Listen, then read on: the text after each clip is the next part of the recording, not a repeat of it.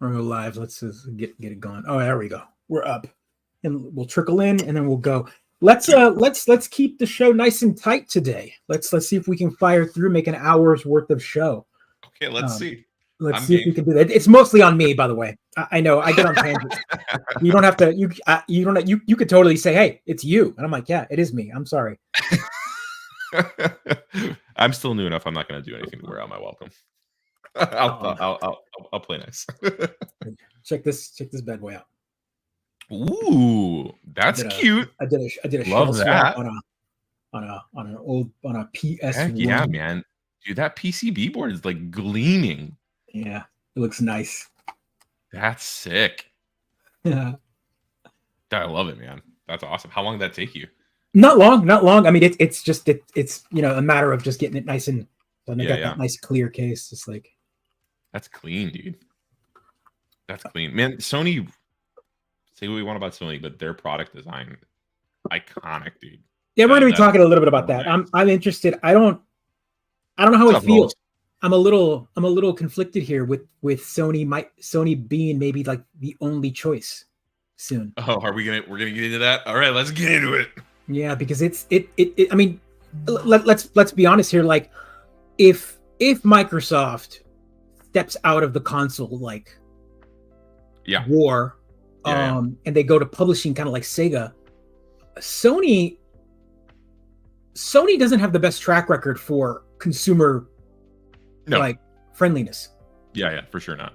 You know, there's lots of Sony fanboys out there, and but they don't want to hear that. They like Sony. As a matter of fact, I won't even lie. Like, I recently, after that announcement from the State of Play, I picked up another YouTuber's.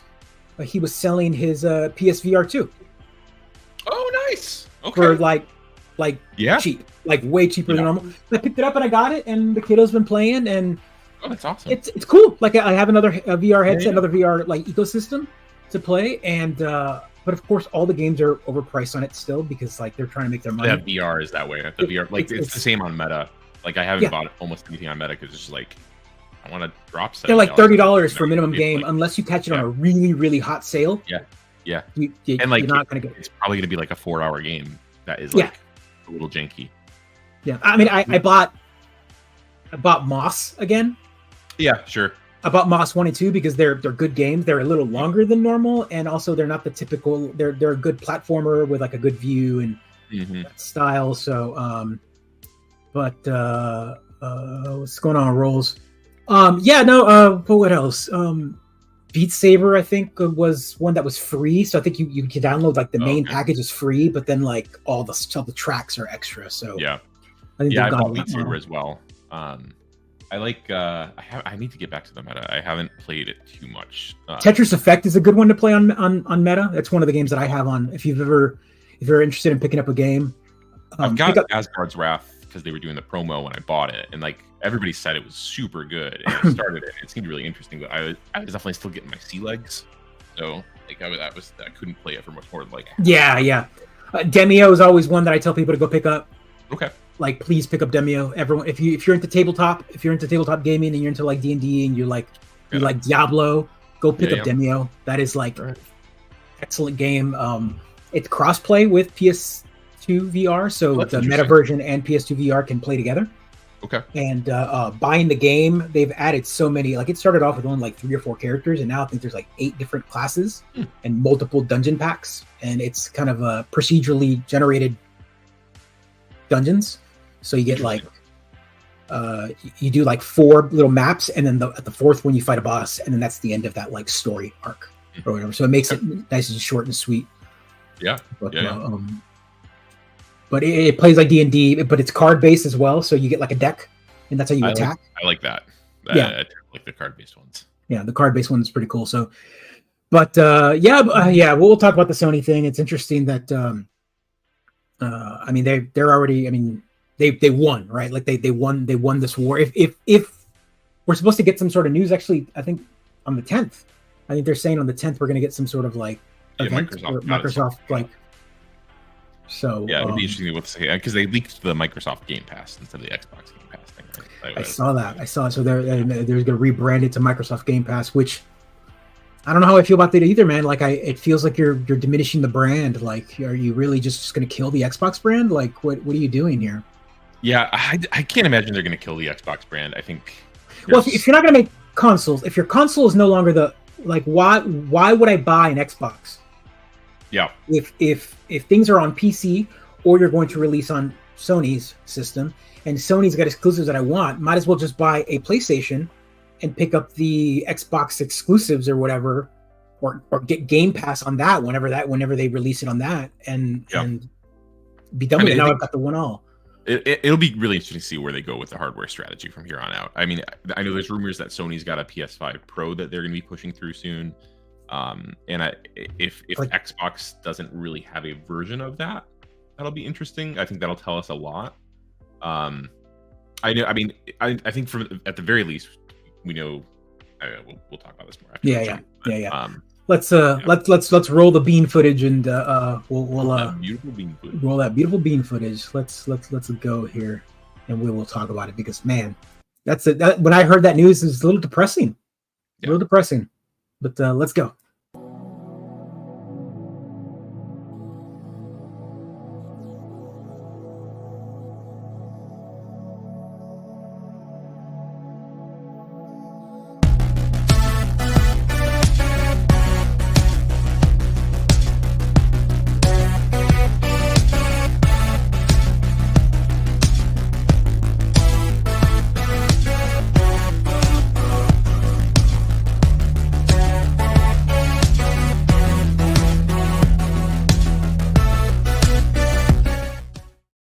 Hey folks, welcome to the Mid-Geek. It is Thursday. It is Friday Eve. It is the 8th of February.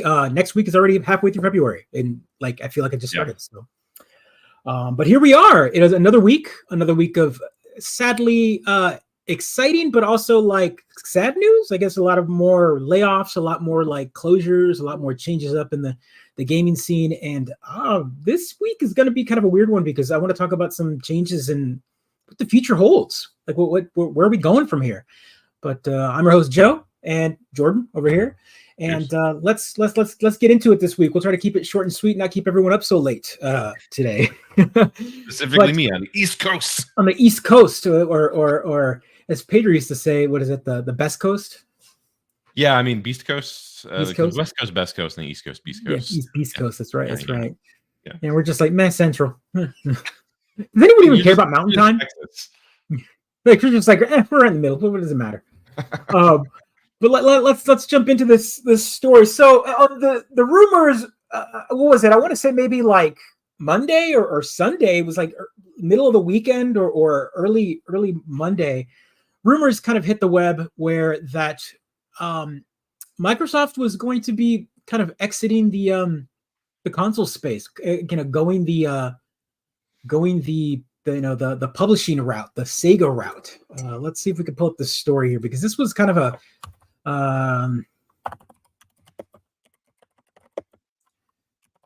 No, Rose, I think you're right. It is January 67th. That's where we're at. January 67th. That's right. That's right. Oh man. Oh, what a month. Let's see. Yep. Where are we at? Come on. There's so many news. Yeah, they're going multi-platform is kind of what the story was. That was the main bulk of the story that I saw was rumors about big Xbox exclusives going off Xbox, specifically over to PS5. The Starfield was the first one that kind of had the big rumor, and then the new Indiana Jones game, they were talking about going to Sony as well. Basically, the hubbub that was on my feeds was about, is this the end of exclusives for Xbox? Are they giving up on that idea? Yeah, no, that's just it's a mess. It's a mess, and I don't know how I feel about it because it's there needs to be balance, right? I feel that there should be balance, balance to the force, and let's be real here. With Nintendo, with the three party system, I guess we can call it in the gaming scene, I mean, technically it's 4 if you want to count PC, but they don't because PC tends to be kind of like the looming platform because everything's programmed on a PC, and it doesn't take much to get ported to PC unless you're a Nintendo game, right? Everything. Yeah, let's talk about that actually for a quick second, because it is interesting, right? Because you have a bunch of platforms. You have Switch, you have mobile, you have PC, you have Xbox, you have PS5, and you have a bunch of VR platforms, some of which are tethered to one of those, and some of which aren't. But really, it does come down right now to, it just feels like there's two, even though there are a bunch of others, because Switch is doing its own thing. Nintendo does not care what else is happening, and people play Nintendo for Nintendo stuff. And then PC often gets a little bit of both what's on Xbox and PS5. And the main platform people use is a Microsoft platform, Windows, but like it's not an ecosystem in the same way.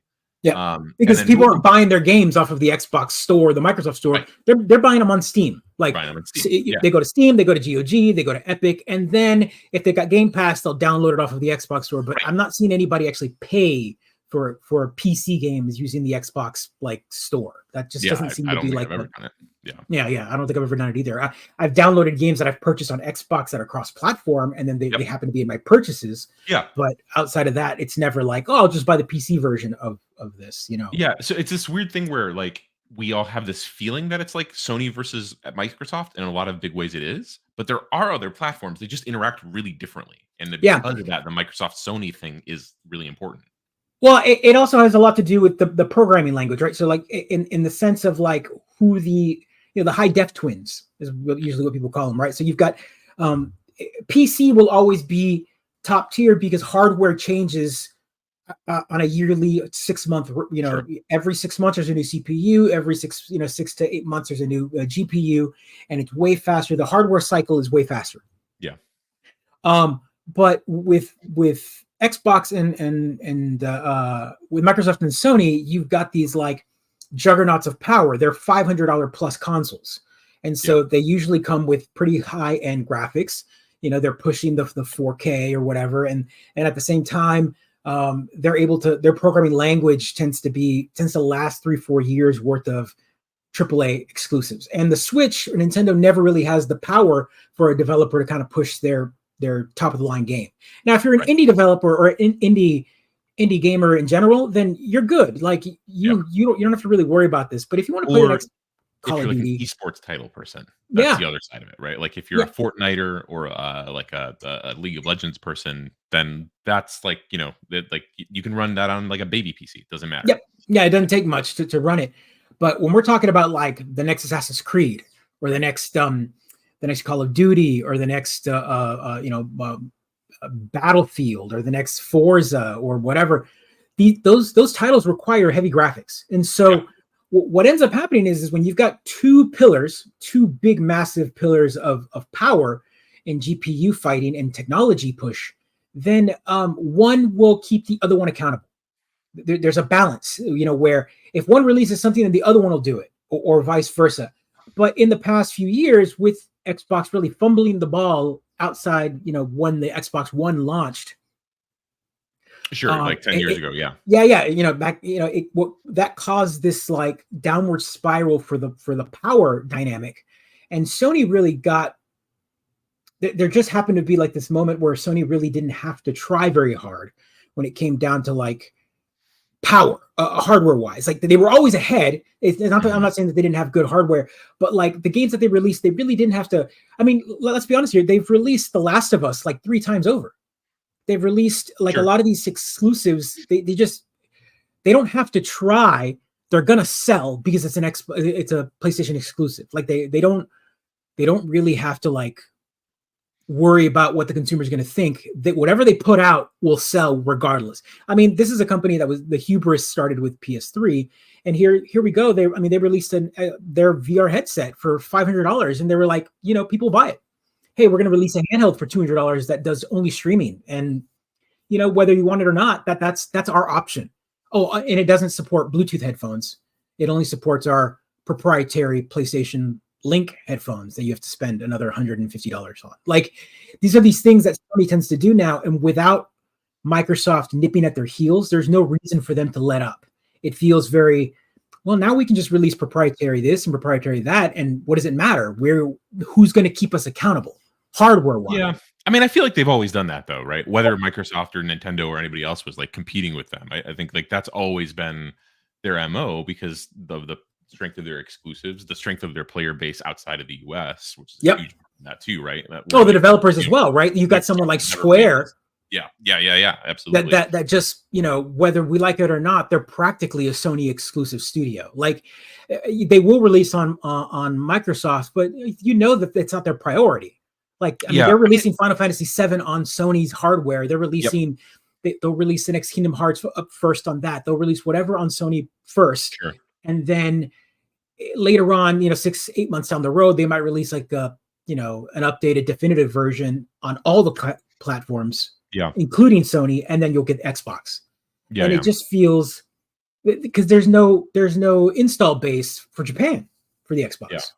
I mean, I think so for me with the news about the like kind of the move away from potentially having like Microsoft or Xbox exclusives. I know for a lot of folks this feels like a sign of like Microsoft giving up or like pulling out of the space or like the Xbox brand kind of collapsing.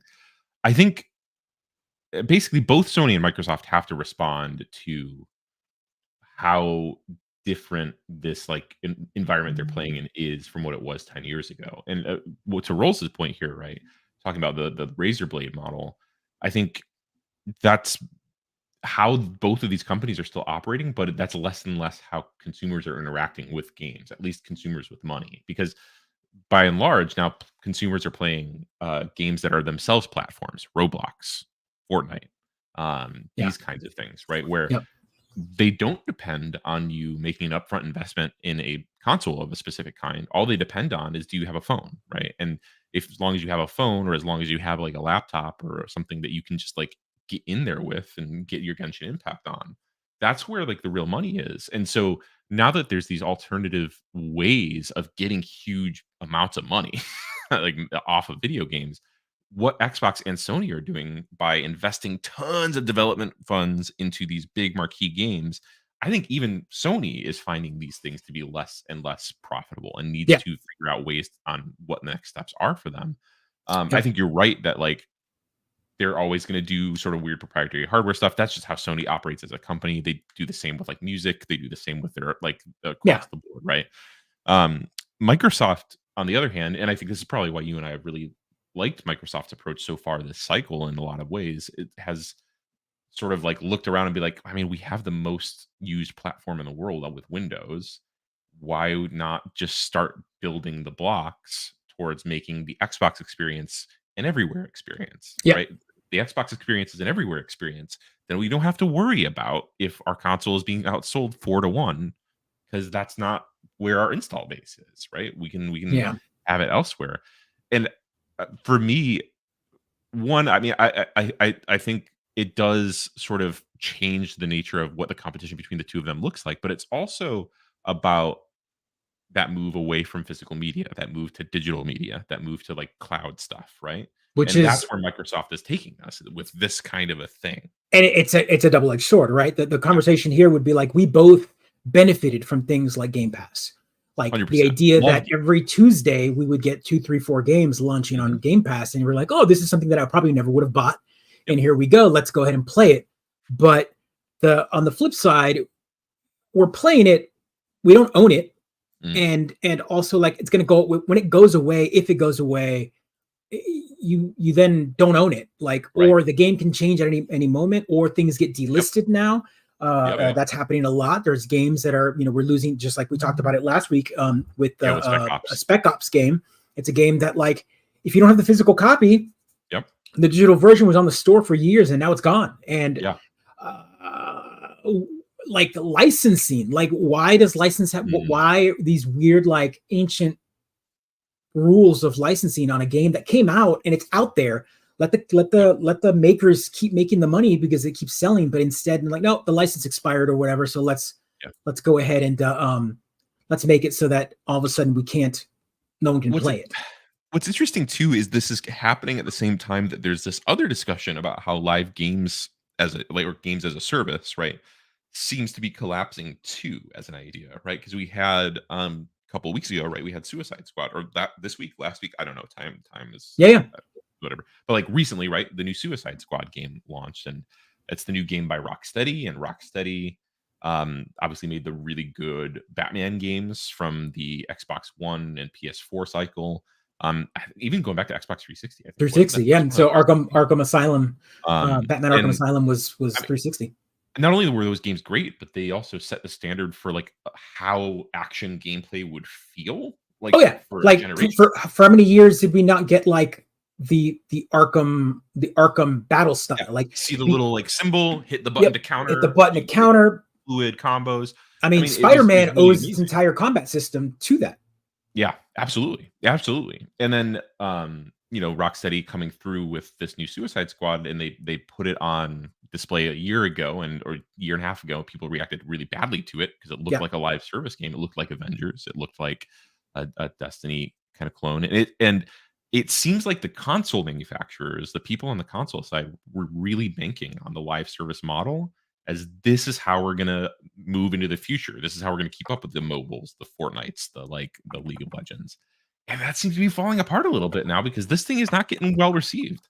Yeah, well, I mean, what happens, right, is you burn us once, shame on you. Keep burning us, and you're going to keep trying to sell us the same thing over and over. Like, no, we know the game that you're playing. Like, this is one of those scenarios where like Anthem pre-order right here. Yeah, I was ready for that. Like, here's the thing. Look, I'm gonna pull something up because it's interesting. Yeah. I'm trying to pull up the, I guess, Open Critic and Metacritic, because what's interesting about this is how where is it? Metacritic. Let's pull it out. I'm gonna pull up the Suicide Squad game because there's an interesting thing here where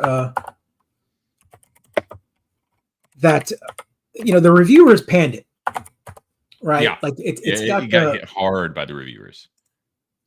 It got hit hard by the reviewers, and what's interesting now is that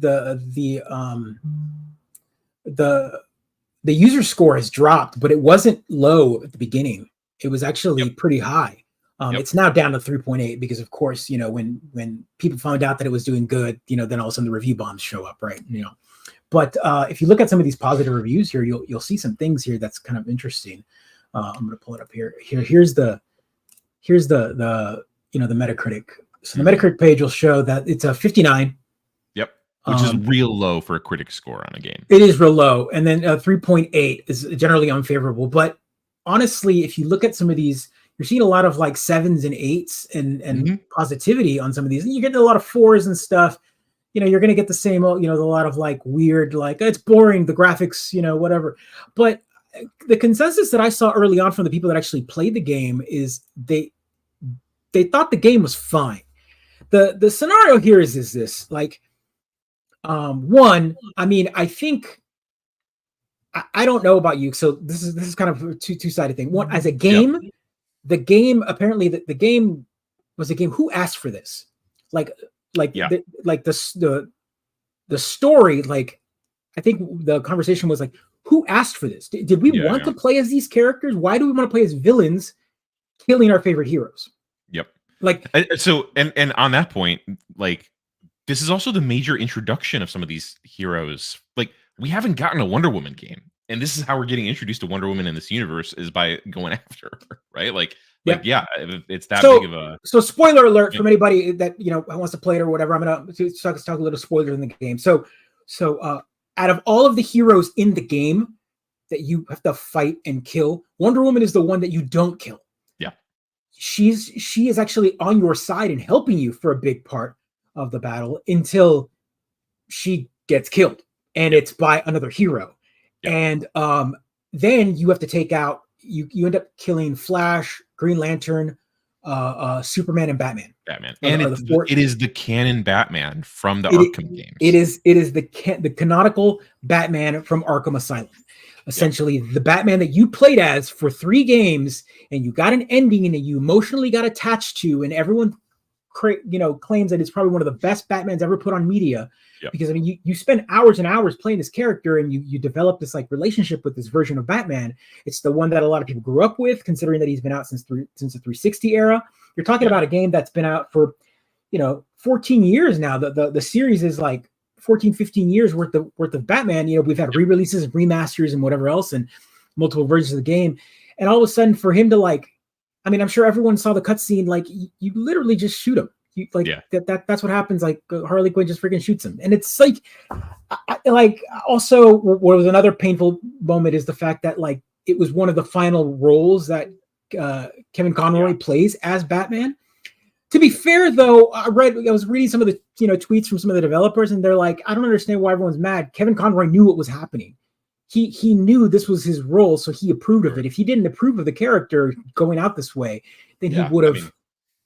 You can still think like it sucks, right? Like I think like the interesting thing about the game too is like I don't know. It's the mixed reviews make sense to me because there's so many different factors at play in this game. It's Suicide Squad, Kill the Justice League is such a weird kind of game where it's easy to see why people would be angry at it because of its business model. It's easy to see why people would be impressed by it because of how good its animation is, and the storytelling and the writing is like apparently like quite good. I should be clear, I have not played this game yet, right? It's got fantastic writing for what it is. Some issues with it, of course, but fantastic writing, character animation, graphics, top tier voice acting. I mean, it is a fantastic looking, sounding, and even playing game. The gameplay mechanic from the people that actually played it, like all the gameplay and the gunplay in the game is fantastic. But then that's the issue too, though, right? It's like, why am I playing as 4 superheroes when they're all just doing gunplay? Like, right. Like, why am I the hammer? Give me like the chomp. Like, exactly. Why am I playing? Like, why is King Shark running around with a freaking like assault rifle? Like assault rifle? What's the point of being King Shark? Yeah. There's a whole scene. There's a whole scene that there's a couple of scenes that have like caused controversy. One of them in particular is a scene where I guess they used it was a duplicate, honestly, from what I've heard. It's a duplicate of a Green Lantern ring.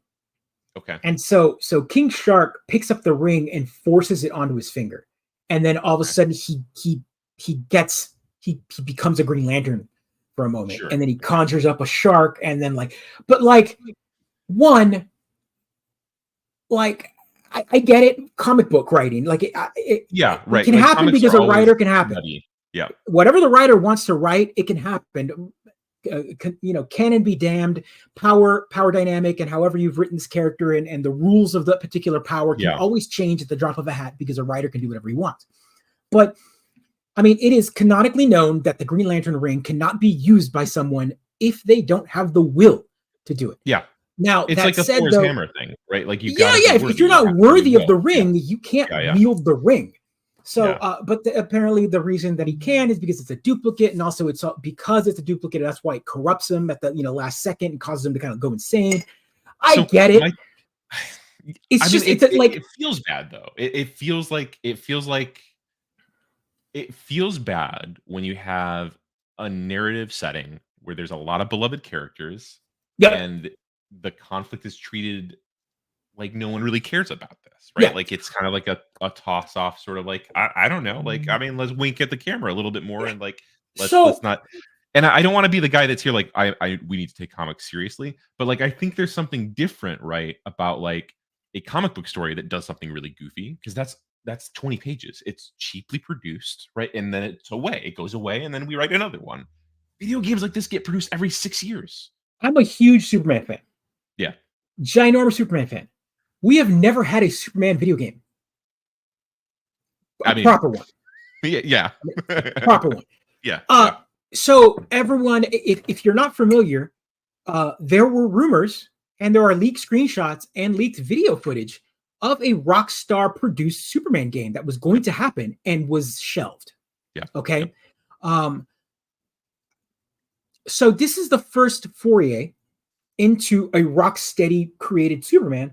Mm-hmm. And I want to be clear here. Warner Brothers game, and I am tired. I'm tired. Folks, I'm speaking to the camera. Direct address. Tired of Superman being the villain. It is, don't give me the crap that everyone gives. If you don't understand the power dynamic and the character of Superman, if you're going to say, well, he's a boring character, he's easy to write, or he's invincible. No, you have never read a proper Superman comic. I mean, he is one of the most human characters when he's written properly. He's a character that has to hold back everything, just every moment in his life. He's got to like constantly, he's walking on eggshells, and he actually craves not to be, he just wants to be a farmer and like live his life with his family and whatever else. But he has this burden of being Superman, and he's going to do what he can because he is Superman. But we don't get any of that in the game. It feels like every time he's shown in a game, it's like, let's make him, how edgy can we make this? Let's make him a villain. So, I mean, Injustice, we've got multiple Injustice games. We've got, and we've got this game, and we've got multiple movies and cartoons and forms of media that they constantly make him the villain, because apparently you can only write a Superman that the public cares about if he happens to be the villain. It's not even just that. Like, Superman ripoff characters are also villains. Omni-Man. Omni-Man, the Homelander. The boys. Yeah, Homelander. Right? Like, it's like, that's the only thing that writers right now can do with that character, it feels like. I mean, and let's not dive deep into the Snyderverse here, but like Snyder, like, I think at least got an aspect of what's interesting about the Superman character to be heroic about, right? Yeah. Like I mean, he was getting there. That was the thing. I think. If we want to get a good Superman game, we don't need to give Superman to Rocksteady. We need to give Superman to Don't Nod. We need to give Superman to a developer that understands how to set up a smaller story with interesting stakes that aren't about saving the world. Yeah. Like, that's what we need. We need a Superman from like a group. I mean, Telltale would have been interesting right back in the day when Telltale was still making games. I know they're technically still making games right now, but like, if we give Superman to someone that's like, not, because games like Suicide Squad are always going to be power fantasies, and Superman doesn't work well as a power fantasy because it's just like there's no resistance. Superman works well as like a moral question, and that's still a really good hero thing. He can do that, but no one's doing. Absolutely that. He's absolutely that. Some of the best stories in the Superman like writing have always been the fact that, like, one, it's early in his power dynamic and he doesn't understand his powers, or two, he is so powerful that when you place him against the villain has got to cause some sort of moral decision where he can't go balls to the wall Superman, because if he does, people get hurt. Right. People he loves get hurt. That sort of stuff. And it's interesting that this game, like, here's another DC game, and now we're playing these villains, and you finally get to see these characters on the screen, and the first thing you do is you kill them. Yeah. And I'm just like, well, like, what's going on? So again, hear me out. The game has potential because of the ending. So again, spoiler alert, I'm trying not to be too, but I mean, the majority of people aren't going to play this game because it's already like got bad reviews. And if they do pick it up, it'll be on a sale at some point. But yeah, I think I'll probably play it when it goes. This game is set up for a multi-tier DLC. At the end of the game, all right, the final villain you fight is a Brainiac, and it's one of 13 Brainiacs. And what you're coming to find out is there's 13 different Brainiacs from 13 different worlds that you have to eventually kill. It's like the Elseworld stuff, right? It's like an Elseworld thing, and you come to find out that sure enough, you see all of the different multiverses, because I'm sorry to say this, but DC has been doing multiverse way longer than everyone else.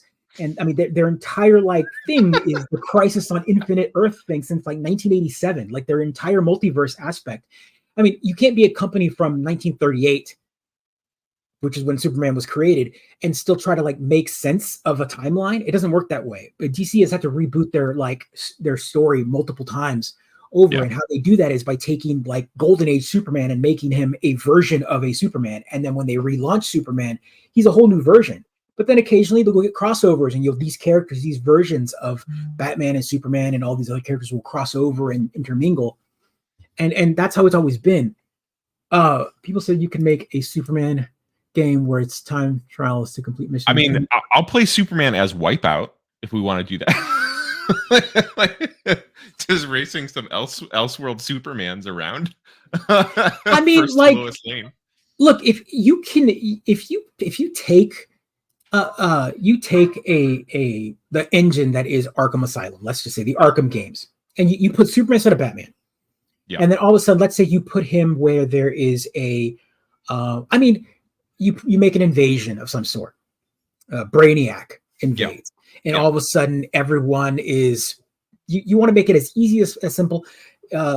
Everyone has got like a mild red sun. You just drop a red sun on a constant basis. Make it like a cycle, like a blood moon on Breath of the Wild, where like the red sun shows up and like depowers him, and it takes you a certain cycle to get to a certain power range, but you're only at that full strength for a like couple of days before the red cycle hits you again, and then you're dropped down in power. So you have to like manage your like use of your own like reserves. And you've also got kryptonite, and also like if you don't understand the power dynamic of Superman, is like you've got kryptonite, all the different forms of kryptonite can hurt him in different ways. You've got the red sun, you've got magic. I mean, magic hurts him like anyone else. So like that's the thing. If you take a magic sword and swing it at Superman, it would be no different than taking a regular sword and hitting someone normal. Like his durability would hurt him, but it would still, his durability would be stronger. Like it would hurt him less, but it still would cut him versus a normal sword, right? So like there are different things. Superman does have weaknesses, and when he's written properly, you can create a villain and a weapon to fight him, and you could write a whole game based on all of that. But you don't. Like you can have like Darkseid come down, and you've got like parademons attacking. So you've got like mobs of parademon all over the city, and you're like trying to fight, and have like a team up, a Justice League game where maybe you don't play as Batman, Superman the entire time. Maybe like Superman comes in and you play certain missions as Superman, but then maybe Batman comes in or Wonder Woman comes in.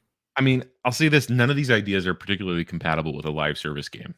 Right? No, they're not. I mean, this is part of it, because like you have to think a little bit smaller, right? It doesn't make sense to have like Superman on. It's not fun to have Superman on a treadmill. This is an interesting idea. I've seen this for Iron Man. I've seen this idea. Yeah, I mean, when you first saw that Anthem like launch and whatever, everyone was like, "That's an Iron Man game. What are we doing? What are we doing here?" Yeah. No, I mean, I think when I look at Suicide Squad, and I played a little bit of Avengers. I don't know if you played a bit of any of Avengers when that came out.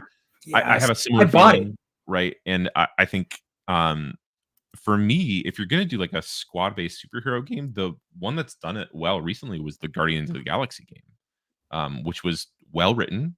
It had a squad, but you only played as one person. You didn't play as all four. You played as Star-Lord, and then you like interacted with the party, and it gave you a feeling of character a little bit better instead of flattening the characters where they're all shooting guns. They all feel still really different. The writing was like attentive and interesting, and I think that template is there. There's no reason you couldn't have done that within the framework of a Justice League arc like Rocksteady combat game. And it's just a little bit of a bummer as a fan of that game to kind of see this. I also the characters they use. Like I don't want to play as Captain Boomerang. Like I don't. There's nothing compelling. He's not a compelling character. And then like having also why not just make a Harley Quinn game? Right. Like Harley Quinn's she's super popular. She's super interesting. She's already got give her a home game. I guarantee you I'm more interested in this game if it's just a Harley Quinn game. Like because then like let me heck, rock around. You've already got a cartoon of Harley Quinn that's satirical and funny, and people already like King Shark. Yep. And so you got King Shark. You could have had King Shark and Harley Quinn, and then maybe a few other villains, but then still make it a Harley. Maybe Poison Ivy was Poison Ivy. You could have had all these characters. And you could have been doing like, anti-hero things where like the Justice League is there, but you're like having to deal with other things behind the scene. And maybe you run into the Justice League, but you don't have to kill him. I mean, doesn't that sound so much more interesting? It does. Like, I don't understand why like the ultimate, like I thought when I heard the title for this game, I really thought we were going to get to the point where like, no, you really don't kill them. Like it's just like a giant misnomer. You're gonna have to like defeat them or whatever, or no, you do kill the versions of the Justice League in your universe. That said, though, they write themselves out of out of that corner that they painted themselves in because they're like, oh, it's a multiverse, and you're gonna be able to see other Batmans or whatever. And you fine, but you still killed the version of Batman. That also cheapens it even more because then when you're playing it, it's just like, oh, I'm just playing this to see Flash's head get ripped off because I get a kick out of that. Like that's a weird thing. It is. I mean, if that's your bag, it's your bag. But for me, I'm not. Why do I need it? That's not fun. I don't know. I get it, but there's to be fair, and it's just the opposite side of the spectrum on that one. And I'm only speaking because I know there's fans out there.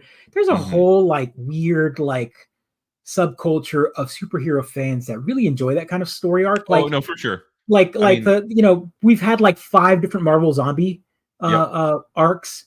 Every one of them is like Deadpool kills the universe, Punisher kills the Marvel universe. Those are all what if / side stories / alternate universe. Yeah, I know the fans are out there for that. I just and they're compelling stories when you see once in a while, but when I see it all the time, and it seems like subversive. Right, like at what point are we is it no longer just a one-off story, and now that seems to be the only type of story you can write in the That's the shift, right? That's the shift from being subversive to just kind of like edgy in a way that's sort of like okay.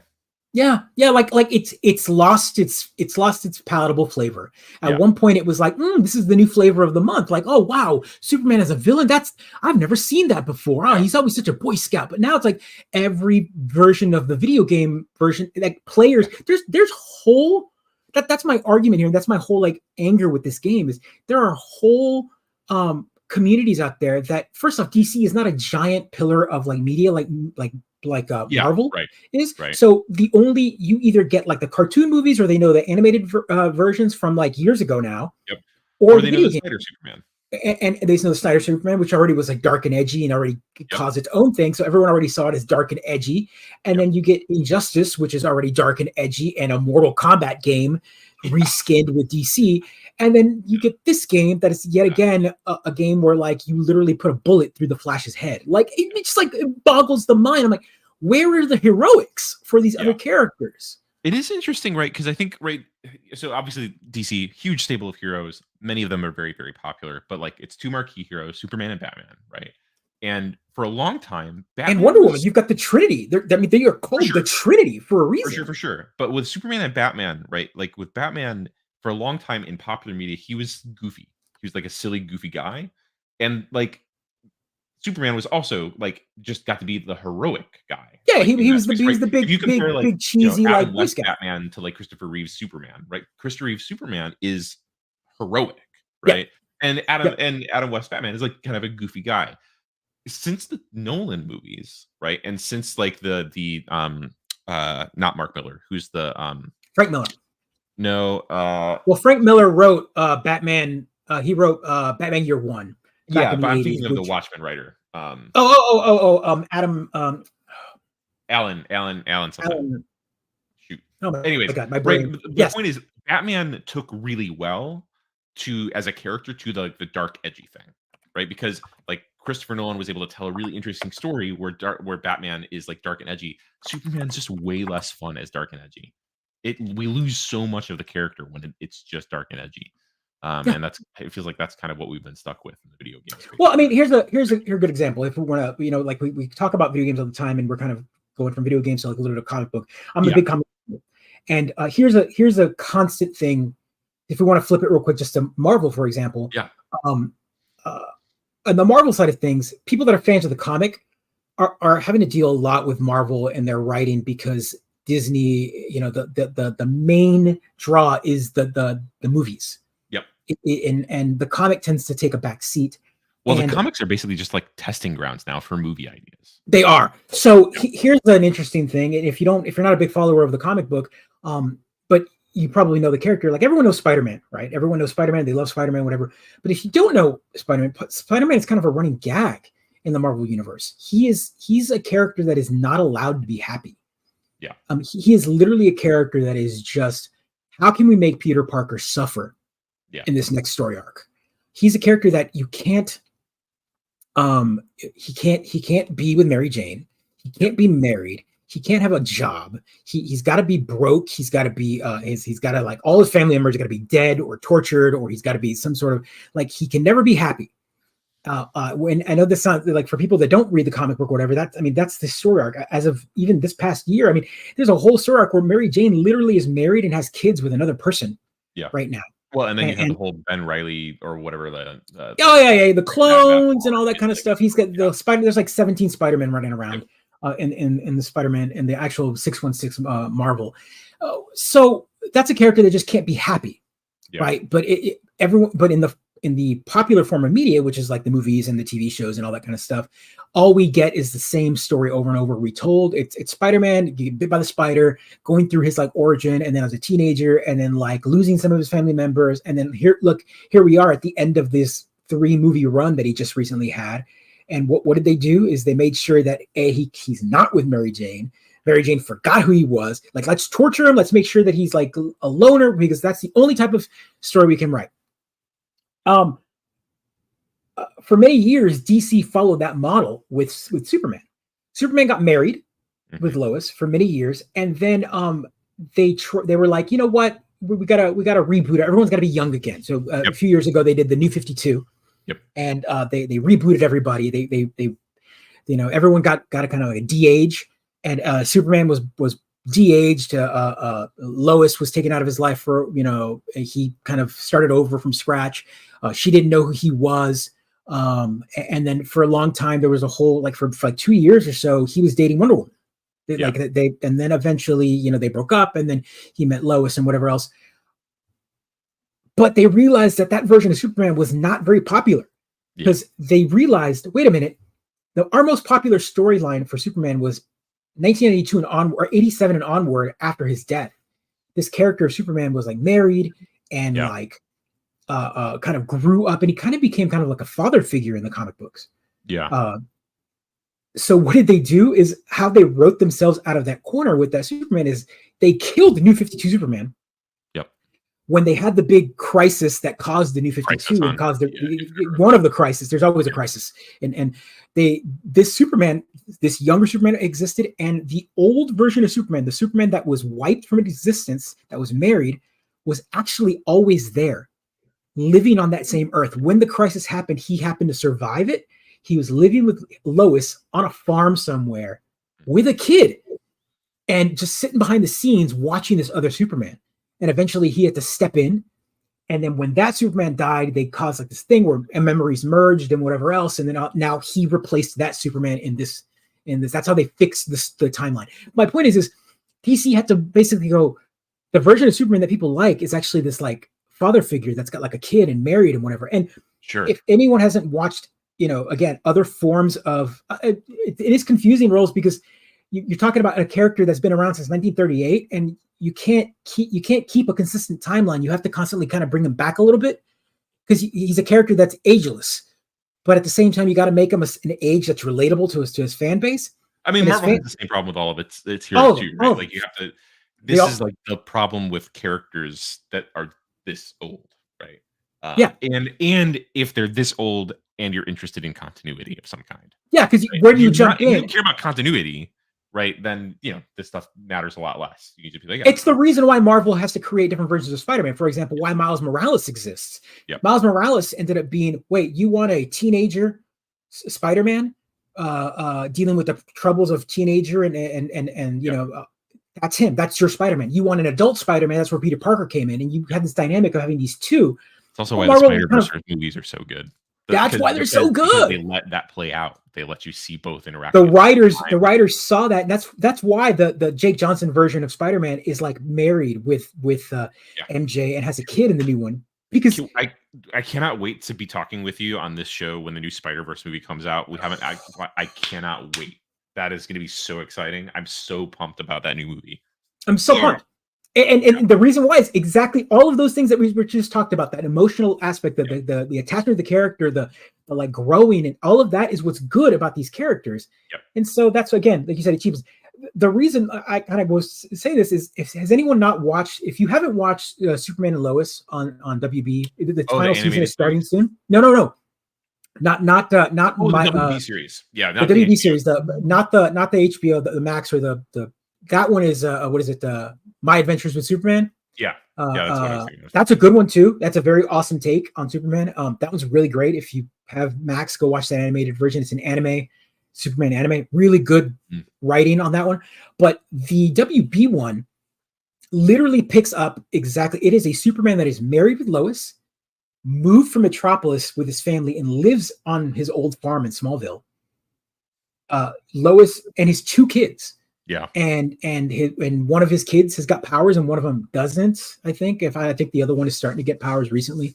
But the Okay. idea here is like it's a lot of good stories are pulled from that. I Yeah. mean, and the modern Superman in the comic right now has a son. There is another Superman running around, Jonathan Kent, who's a completely different power set and really cool and really intriguing and a young. So you get this young version of Superman having to deal with different powers and just a really cool character. That's good writing. Like there's a lot of fun. Not the Dean King. Oh God. Oh. I mean, the Dean Cain one's the one I grew up with. I loved it. I just don't like Dean Cain now. Like Yeah, Dean Cain is just Dean kind Cain of this Terry like, Hatcher, right? yeah, oh man, love that show. Love that show. It's a great show. But Yeah. that show, what's interesting is that show was really popular because there was like It was a doing the same relationship kind of dynamic. thing, though, right? Exactly right, because it was about oh my god, can they get pregnant? Is that even a thing that can happen? Is Like, that a are thing they to even going talk to about? Can you do right? that? Yeah. Like it was family drama essentially. Like squeeze. Superman works so well in a sitcom format or like a Well, Superman small sort works of half well hour, as a hour long human. format. Yeah, That's kind exactly of what right. that's what I'm saying. Is like the humanizing of Superman really brings it down. Like he really is not all about being morally higher than everyone. He really just wants to live a life like Yeah. everyone else, but he has to constantly run into the troubles of being Superman. Does his alien DNA cause problems? Right. Can he die? Does he age like everyone else? Like if he gets married, is he going to outlive his wife? Like Yeah. how does all that work? Those are great stories, and they've been written to no end in the comic book, Yeah. but we don't get any of that. Yeah, Like they really haven't made it to like the movies or the games. where Yeah. is that? Where Yeah. is that? That's the kind of stuff that I'm talking about. That DC, like Warner Brothers, just drops the ball, and why we, everyone says DC is not compelling, they're boring, whatever, but we can get 15 Batman movies where we Yep. got to see the Waynes get shot in an alley constantly, kind of like Uncle Ben died 9 times in the Spider Yeah. Universe. I mean, it's the same thing over and over, and that's kind of like the only character we can kind of relate to. Like, I don't understand that. Like, there are so many other Flash. Up until recently, like no one really cared about Flash, but that's also a character that's really compelling and has really been humanized by the Warner Brothers show. And also like, hey, here's a character that like wants to be in a relationship, but he's dealing with like, I don't know. If So I think yeah, one thing that like I heard this was years ago now, and I don't know. I just I'd be curious to like hear if this sounds accurate to you. Someone once described to me that like Marvel wrote heroes that were ordinary people that became heroes for the most part, so you could relate to them, right? Whereas yeah, DC writes gods and yeah, stories about gods in the like the Greek pantheon sense. And to me, when I heard that at first, it made like a kind of intuitive sense where I was like, yeah, Superman feels like a god in a way that like even someone like Thor over on the Marvel side, even though he is a god, doesn't, because the stories I get around Thor are less about how invincible he is, and they're more about like his weird relationship with his dad. And the stories I saw or was exposed to with Superman were more about how invincible he was, even though I knew he had an interesting relationship with his dad. You know what I yeah. mean? I So feel you're like right.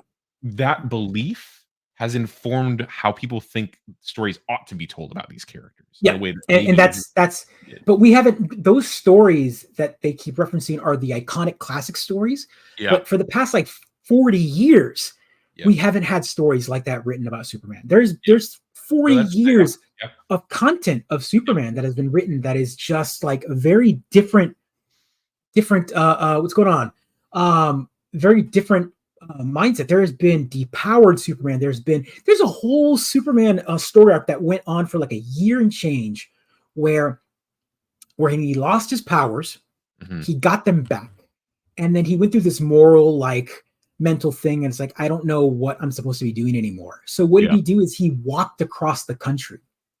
He basically had like a on the road Superman where he didn't fly. He wanted to be a man of the people and had these like slice of life stories town to town. Like Such Superman a as Forrest great, Gump. yeah, it's exactly an Yeah. entire story like that. And yes, Superman has all these powers, but like he can't save everyone. And like those Right. are sometimes the best stories I've been told on that. Like Yeah. Yeah, that's yeah. what I I'm mean, and getting that at. kind of like rolls you had said something earlier here, like, Yeah, about, uh, Superman needs to stop letting criminals make a living until then he's a villain in my book. I feel like I'm sympathetic to that take, but I think what you just said, Joe, about like he can't save everyone. I feel like again, the movies and the games we get don't really sit with that question with Superman yeah. much. They'd be so much more interesting if they did.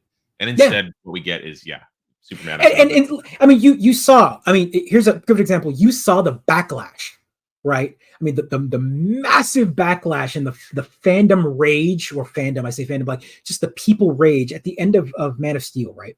At the end of Man of Steel, the scene where he basically kills Zod, right? Yeah. And all of a sudden, you're like, Superman doesn't kill. You don't understand. That's like, he does.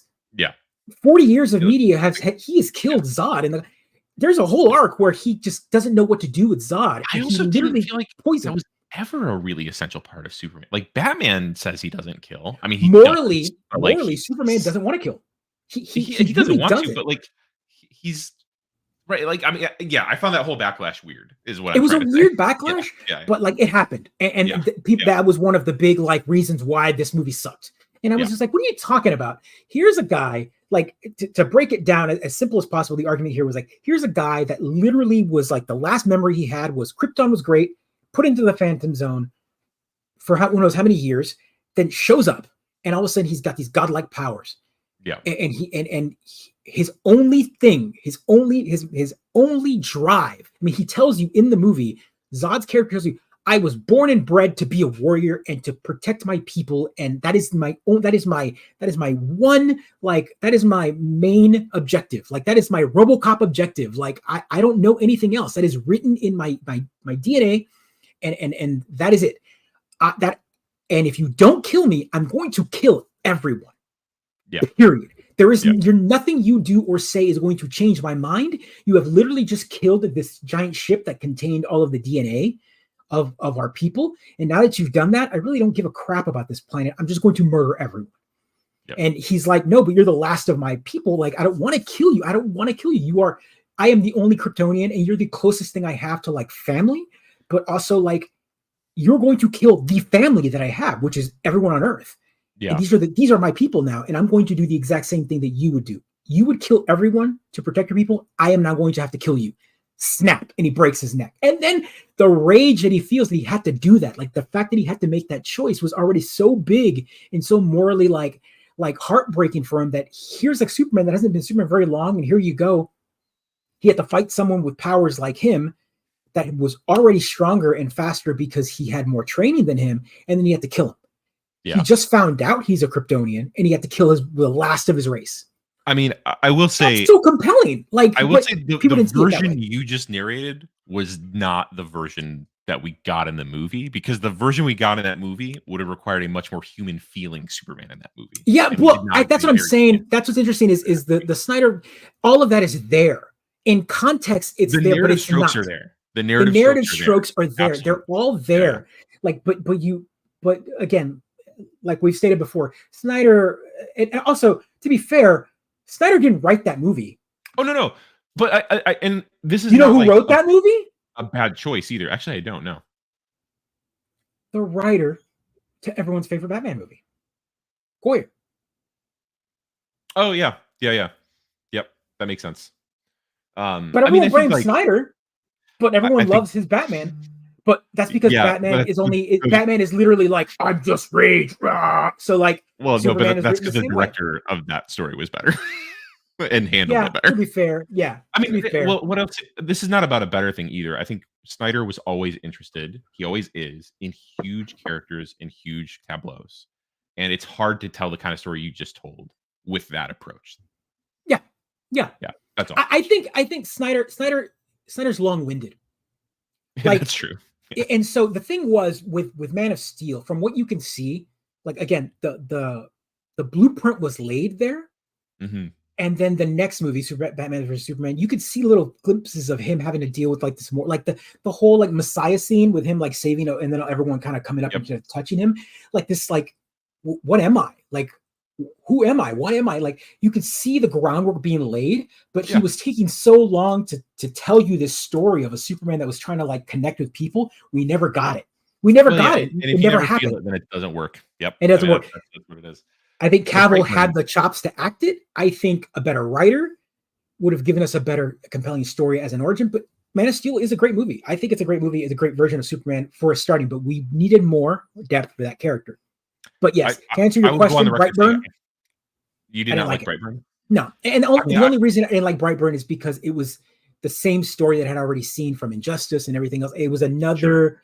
It was literally like someone's like, "Ooh, what if we make Superman in a villain?" I'm like, we've seen Yeah. this Yeah. multiple times.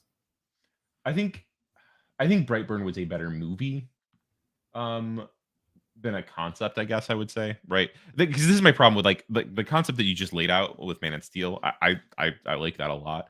The movie just does not work for me at all as a movie.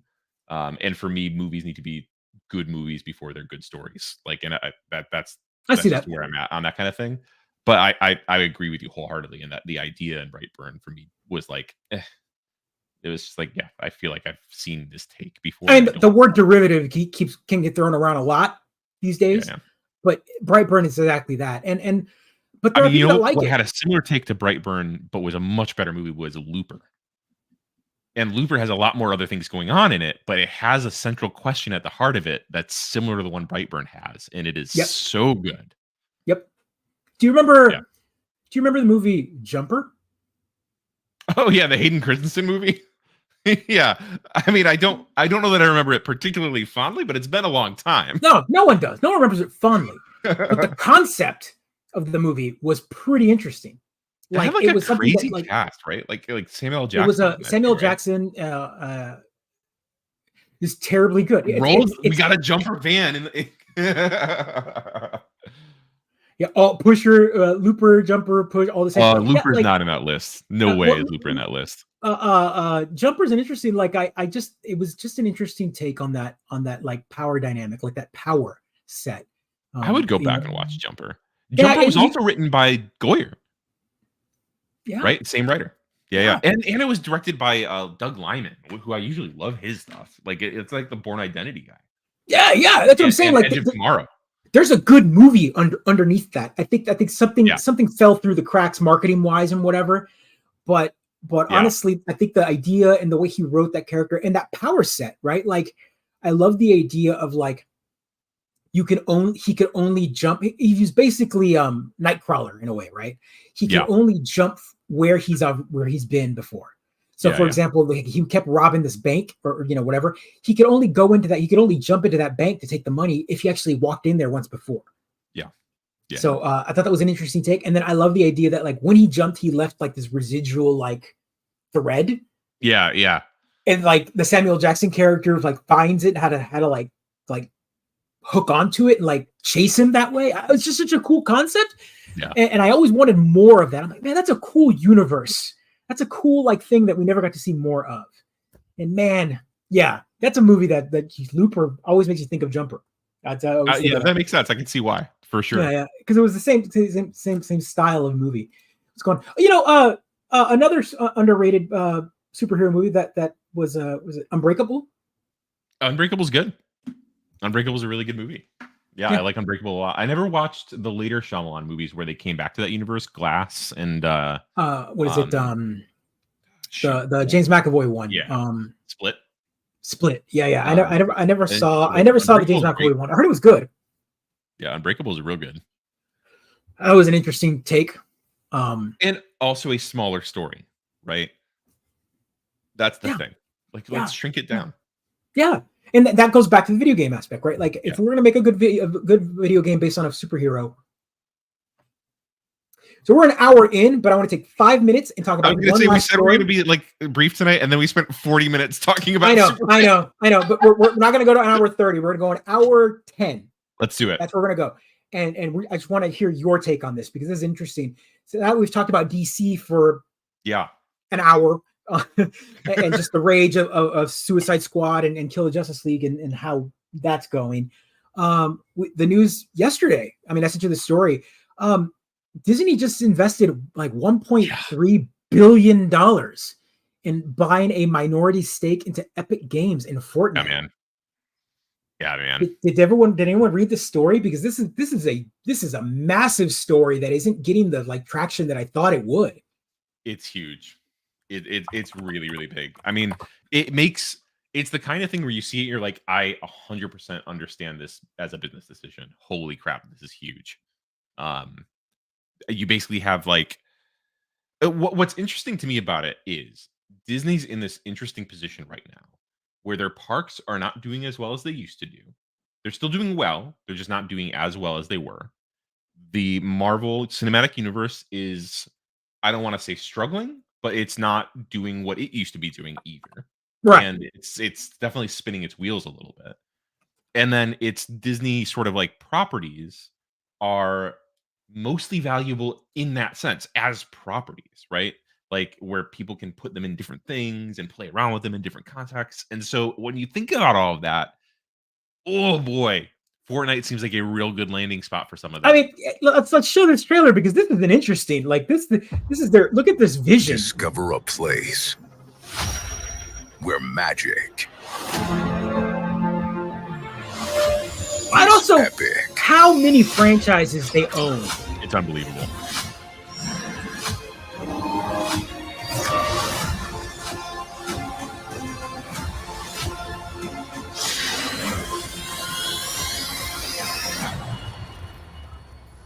I mean, so honestly, what this is it is like an evolution of Disney theme parks. This is what Disney World is now.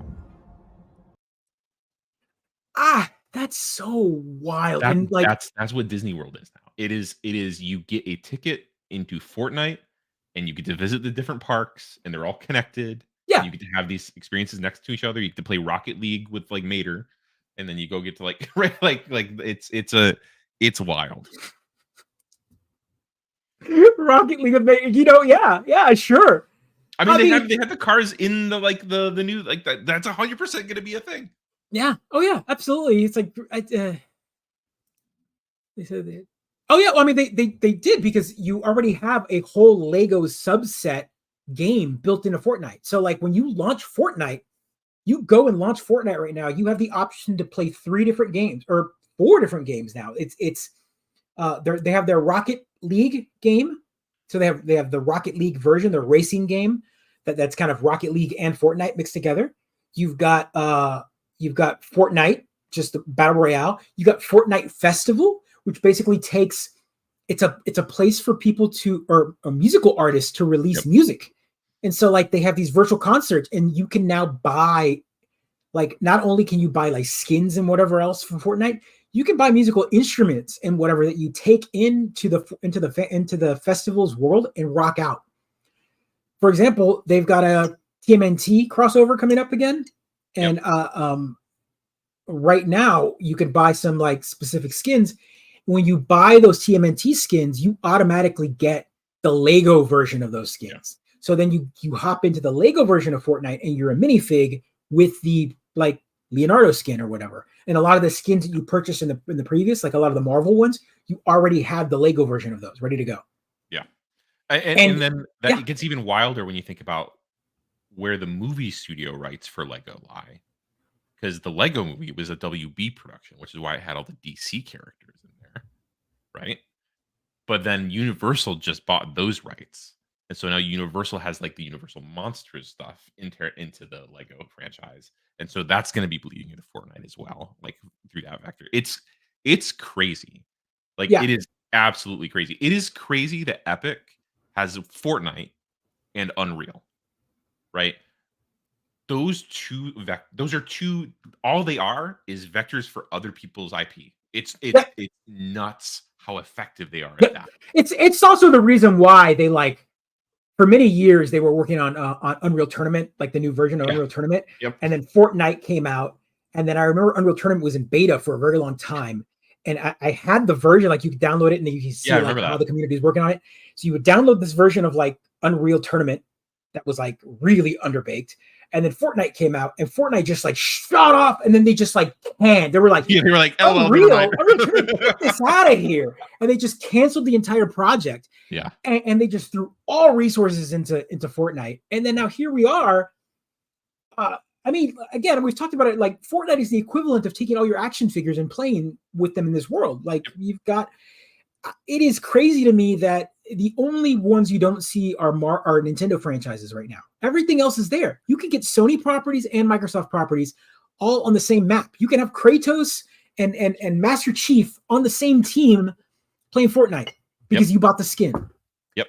with Captain America and Darth Vader and freaking Woody from Toy Story running around. Like it makes like absolutely bananas to me that can happen. Yeah. But here we are, and so now Disney has a $1.5 billion equity into this, and like you said, the two pillars. Fortnite is a factory, right? Like when you log in, you can now play games that are created within the Fortnite world, kind of like Roblox, and then also the engine that is the Unreal Engine powers like 80% of the video games out there. Yeah. What does Disney Dreamlight run on? You know what? Probably Unity, but I mean, we'll see. I mean, it might be Unreal. I hadn't thought of that. It's nuts. It's nuts. It is a huge announcement. It is huge. I mean, and what's interesting is that Disney didn't just buy. They didn't buy Epic, right? Like, right. What they did instead is they took 1.5 billion and invested in it. Yeah, and they're not a majority. Think, like, reflects them learning a bit strategically, because like the Marvel purchase was huge, and obviously it's paid off big time. Same with the Star Wars purchase. But now they have those properties, and they have to figure out what to do with them when they're not super successful all the time, right? And when there's people that don't want to watch their shit. But now with like a stake, it's less of that. They just get to rake in the.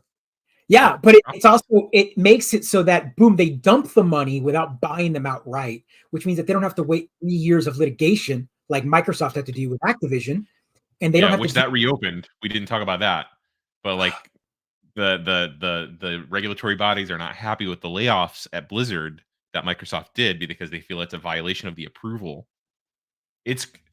This year is crazy. What is going on? It is 2024. We've had 7 months worth of news in 6 weeks.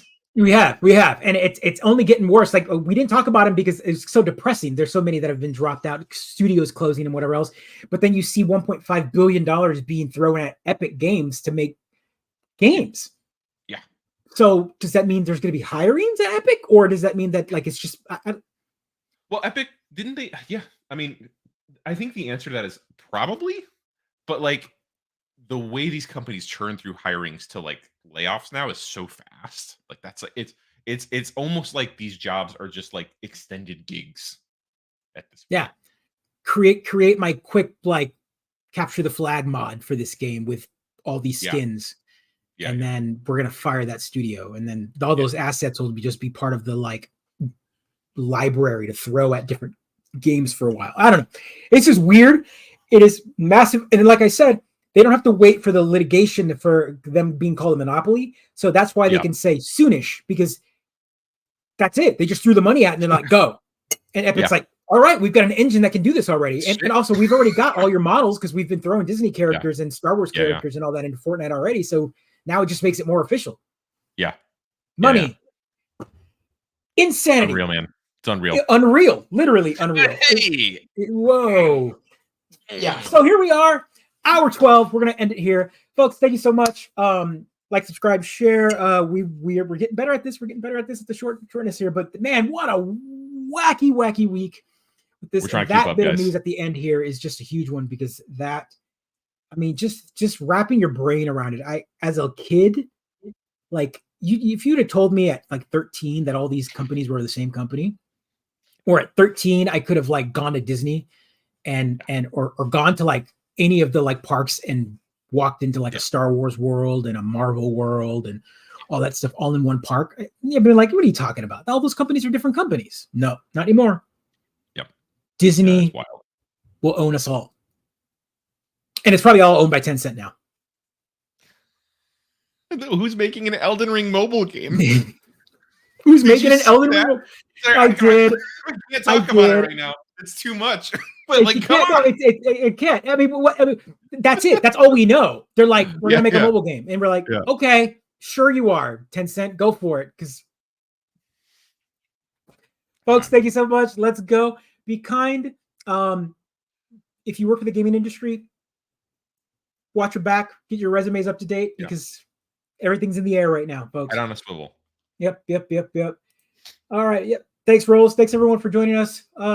Another episode in the can. Take care, everyone. See ya.